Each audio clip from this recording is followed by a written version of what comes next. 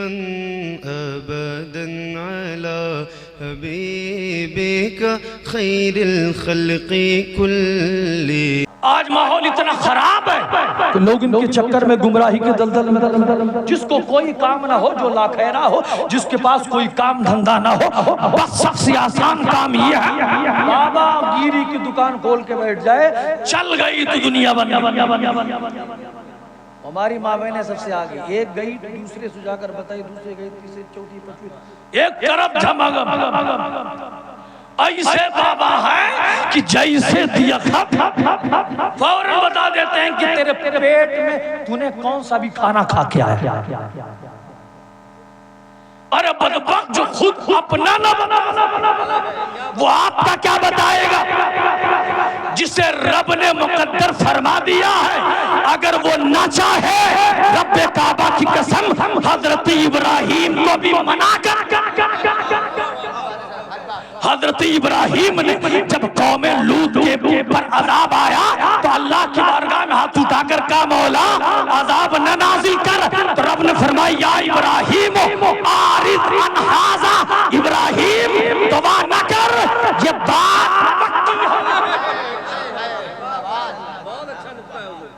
یہ بات پکی ہے. تو جسے وہ بدلنا چاہے، کس مائی کے لال کے اندر طاقت ہے کہ بدل. ہاں محبوب ہے، محبوب اگر چاہے تو بدلوا دے.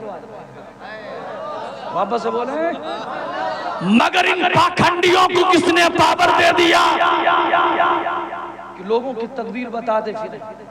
اس لیے یاد رکھو ان سے نہ دین سے مطلب ہے، نہ شریعت سے مطلب، نہ نماز سے مطلب، نہ روزے سے مطلب، نہ حج سے مطلب، بس مٹر گشتی کے سوا کچھ نہیں. کس راہ پر چلنا ہے آپ ایمان سے بتائیے، بہت ایمانداری سے آپ سنیے اور بتائیے ایمان سے کہ جو نماز نہ پڑھتا ہو، جو بابا حضور غوث اعظم کی بارگاہ میں ایک شخص آیا کہنے لگا حضرت ایک ولی ہے جو آسمان پہ اڑتا ہے، کہا نماز بھی پڑھتا ہے؟ کہا نماز پڑھتا ہے. کہا لے چلو. جب گئے دیکھا تو جس جگہ نماز پڑھی تھی جس ریت پر وہاں پر نشان بنے تھے تو آپ نے دیکھ کر فرمایا بدبخت جو ولی اللہ نہیں ولی الشیطان ہے. کیوں؟ کیونکہ وہ اس نے ٹھیک سے نماز نہیں پڑھی، شریعت کے مطابق نماز نہیں پڑھی تھی. ارے جو شریعت کے مطابق نماز نہ پڑھے وہ تو ولی الشیطان ہو جاتا. جو سرے سے نماز نہ پڑھے وہ کہاں جائے؟ جس نبی کے نام کا کھاتے ہو شرم نہیں آتی؟ جس حضور کے نام کا کھاتے ہو، جس صحابہ کے نام کا پیسہ لوگوں سے ایڈتے ہو، اتنی وعیدیں، اتنی سخت وعیدیں. نبی نے فرمایا من ترک الصلاۃ متعمدا فقد کفر جہار، کہ جو نماز نہ پڑھے وہ کھلا کافر. حضرت سیدنا عبداللہ ابن مسعود فرماتے ہیں من ترک الصلاۃ فلا دین لہ. حضرت سیدنا عبداللہ ابن جبیر فرماتے ہیں، حضرت سیدنا عبداللہ ابن جبیر فرماتے ہیں من ترک الصلاۃ فلا دین لہ. کہتے ہیں ہم کسی کو نہیں مانتے، صحابہ وبا کو نہیں مانتے، معاذ اللہ، ہم تو صرف علی کو مانتے ہیں، علی کو. ہم نے کہا او بدبختو تم نے جس علی سے محبت کے دعوے کیے ہیں سنو وہ علی شیر خدا خیبر شکن شاہ زمن سیدنا مولا علی کرم اللہ تعالی وجہ کریم فرماتے ہیں من ترک الصلاۃ فلا دین لہ. ارے جو نماز نہ پڑھے وہ بے دین ہے. ارے ہم تو کہتے ہیں تم کسی کے نہیں، کیونکہ جس کو علی نے بے دین کہہ دیا وہ علی کا ہو ہی نہیں سکتا ہے. اور جو علی کا نہیں وہ نبی کا نہیں، اور جو نبی کا نہیں وہ خدا. واہ واہ واہ ماشاءاللہ. تم نے کہاں سے تسبیح گننا شروع کر دیا کہ ہم سے مولا علی کے ہیں؟ مولا علی نے فرمایا من ترک الصلاۃ فلا دین لہ، کہ جو نماز نہیں پڑھتا وہ بد دین ہے، بے دین ہے. مگر ان لوگوں نے مارا بیڑا غرق کر کے رکھ دیا، بیڑا غرق کر کے رکھ دیا ان لوگوں نے. وہ خرافات مچائی ہے کہ اللہ کی پناہ، اللہ کی توبہ، وہ خرافات مچائی ہے. ارے جن بزرگان دین کے نام سے یہ لوگ لوگوں سے پیسے ایٹھتے ہیں، کم سے کم ان کا تو لاج رکھ لیتے ہیں، ان کی تو لاج رکھ لیتے ہیں. کہتے ہیں نماز پڑھنے سے کیا ہوتا؟ نماز نہ پڑھنے پر کتنی بڑی وعید ہے. نہ جو نماز کا منکر ہو اس کے لیے کیا، نماز کا منکر نماز کے سرے سے منکر. حضرت حسن حلاج اپنے جسم کو 40 جگہوں سے باندھ رکھا اور ایسی حالت میں وہ روزانہ فرائض کے علاوہ 1000 نماز نفل پڑھتے تھے. حضرت جنید بغدادی اپنے دکان پر پردہ ڈال کر 400 رکعت نماز نفل پڑھ کے دکان بند کر کے چلے جاتے. حضرت سری سبتی 40 سال تک آپ کی پیٹھ بستر استراحت پر نہ لگی. آخری وقت آیا دوڑ دوڑ کر آئینہ دیکھتے اور کہتے کہیں ایسا نہ ہو گناہ کی وجہ سے میرا چہرہ سیاہ نہ ہو. حضرت سید امیر علی حمدانی فرماتے ہیں میں دیار روم میں میرا قیام ہوا, وہاں پر نماز سخت ٹھنڈی کا وقت دن تھا, اس قدر ٹھنڈی کی پانی رکھا جاتا تو برف ہو جاتا. آپ فرماتے ہیں نماز پڑھ کے میں سویا, تہجد کے وقت ہوا تو میں اٹھا تہجد کی نماز پڑھنے کی جیسے اٹھنے کی کوشش کرنے لگا, میرے نفس نے اندر سے جواب دیا کہاں اٹھ رہا ہے, سردی بہت زیادہ ہے, رضائی میں پڑے رہو, گرم بستر ہے پڑے رہو, کیا ضرورت ہے نماز پڑھنے کی, تہجد کی نماز پڑھنے کی, نماز نفل ہی تو ہے, پھر کبھی پڑھ لینا. حضرت سید امیر علی حمدانی کو جلال آیا, کہا بدبخت تو نے مجھے تہجد سے روکا کیسے؟ اٹھے اور اسی سردی میں برف پر چلنے لگے اور اسی برف کو توڑا اور 40 دن تک آپ اسی برف کے پانی سے غسل کرتے اور 7 سال تک آپ نے اپنے جسم پر کرتا نہ پہنا, صرف تہبند میں رہتے رہے. اس قدر سختی سے مجاہدہ کیا کہ جسم پر گوشت کا نام و نشان ختم ہو گیا. تب فرماتے تب کہیں جا کر مجھے خواب میں حضور کا دیدار. اتنا آسان ہے یار سے مل لینا. وہ اپنے نفس کو مار کر ولی بن رہے تھے, یہ نفس کے غلام بن کر ولایت کا دعویٰ کرتے ہیں. اس لیے میرے عزیز گزارش کروں گا ان کے چکر میں نہ پڑے خدا رہا. یہ دین تباہ کر رہے ہیں. آج لوگ علماء کو گالی دیتے ہیں, مشائخ کو گالی دیتے ہیں, اولیاء کو برا بھلا. یہ کیا وجہ ہے کہ لوگ ہماری طرف آنے کے بجائے ان بد مذہبوں کی طرف بھاگ رہے ہیں, بد مذہبوں کی طرف بھاگ رہے ہیں. لوگ علماء کو گالیاں دیں, لوگ ہمارے کیا کہتے ہیں فقہاء کو گالیاں دیں, لوگ ہمارے مشائخ کو گالے دیں. اما یہ کیا وجہ ہے کہ اللہ کے ولیوں نے وہ جدوجہد کی ہے, وہ محنتیں کی ہے. اللہ فرمائے انہوں نے دن کو دن نہ سمجھا, رات کو رات نہ سمجھا, محنت پر محنت کریں, مشقت پر مشقت کریں. جہاں لوگوں کے دل کفر سے کالے ہو چکے تھے, ان حضرات نے اپنے آنکھوں سے عشق رسول کا جام پلا کر لوگوں کو جنت کا راستہ چلنے کا ڈھنگ سکھایا, لوگوں کو زندگی گزارنے کا ڈھنگ سکھایا. جہاں لوگ شرابی, شراب, عیاشی, بدماشی, بے حیائی اور تمام خرافات میں ملوث تھے, وائنانی حضرات نے اپنی کوششوں سے, اپنی مشقتوں سے, اپنی محنتوں سے عشق رسول کا چراغ ایسا روشن کیا ہے کہ ساری زندگی عشق رسول کے مستی میں مست رہے اور ساری زندگی یہ مصطفیٰ کی سنت کا چراغ جلاتے رہے. ہزاروں کی تعداد میں, لاکھوں کی تعداد میں, اربوں خربوں کی تعداد میں. پھر کیا وجہ ہے کہ لوگ آج اولیاء سے متنفر ہیں؟ پھر کیا وجہ ہے کہ لوگ ہمارے مشائخ کو گالی دے رہے ہیں؟ پھر کیا وجہ ہے کہ لوگ ان کی چھتر چھایا میں آنے کے بجائے بد مذہبوں کی طرف بھاگ رہے ہیں؟ تو آواز آتی ہے اس کی سب سے بڑی وجہ اپنے آپ کو سنی کہلانے والے جاہل نااہل پیر اور مکار منگلی نااہل پاکھنڈی پیر جنہوں نے اپنی روش سے, اپنے کام سے, اپنے اعمال و گفتار سے وہ گندگی پھیلائی کہ لوگوں کی دلوں سے محبتیں جاتی. یہی وجہ ہے آج ان لوگوں نے وہ مکاری پھیلائی ہے. اس لیے میرے عزیزو خدا را اس دین کے ٹکڑے نہ کرو کہ جس دین اور شریعت کے لیے میرے مصطفیٰ نے اپنے پیٹ پر 3 پتھر باندھے. خدا را اس دین و شریعت کو مذاق نہ بناؤ جس دین و شریعت کی خاطر میرے حسین نے خود بھی اپنی گردن کٹوائی, اپنے لالوں کی گردن کٹوائی. خدا را اس دین کو ٹکڑے ٹکڑے نہ کرو، اس دین و شریعت کا مذاق نہ بناؤ جس دین و شریعت کے خاطر صحابہ نے اپنا وجود فنا کر دیا۔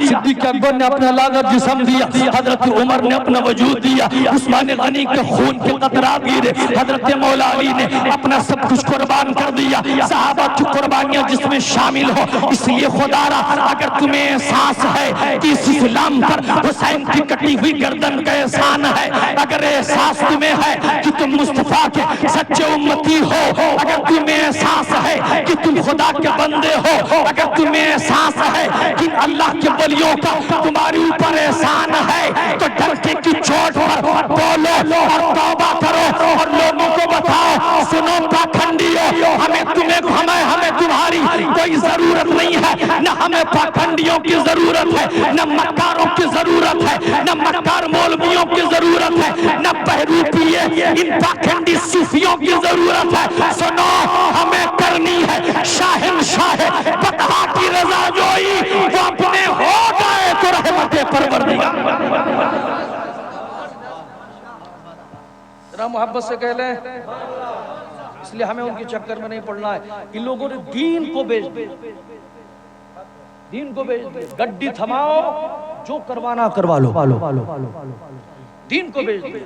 اور جو دین دنیا کے ذریعے دین کے ذریعے جو دنیا خریدتا ہے اس کا بڑا برا حال ہوگا۔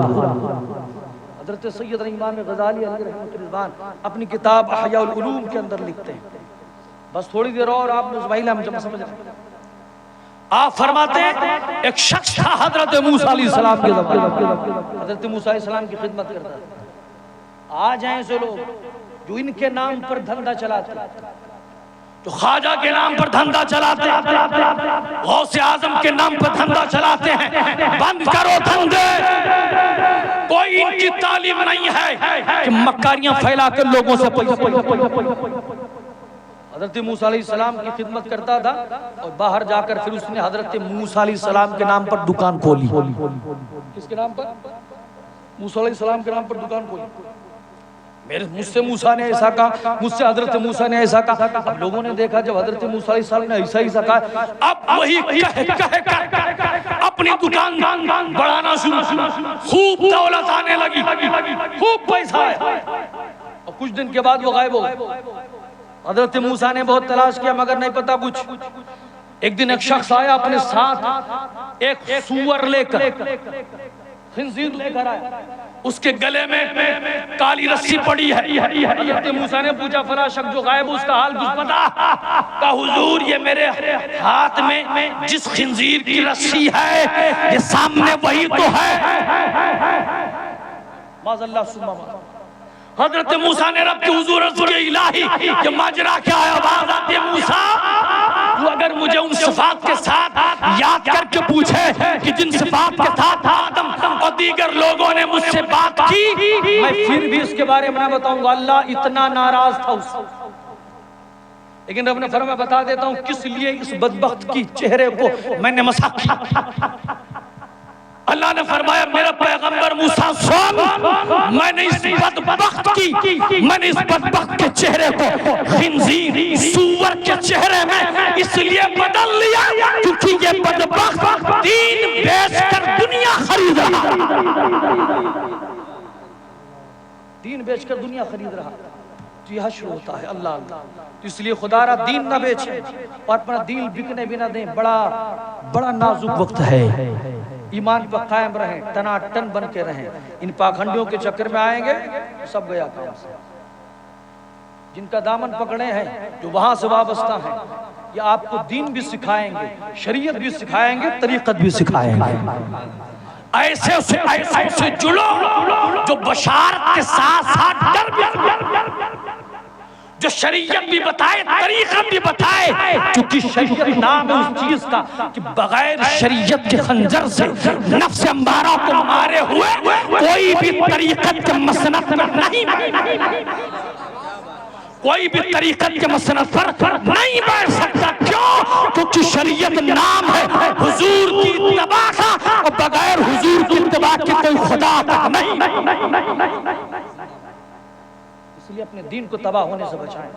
اور ہماری ذمہ داری یہ ہے، ہماری ذمہ داری یہ نہیں ہے کہ ہماری تاریخ لی جائے، ہم جلسے میں آئیں اور لوگوں سے موٹر نظرانہ لیں اور یوں لٹائیں۔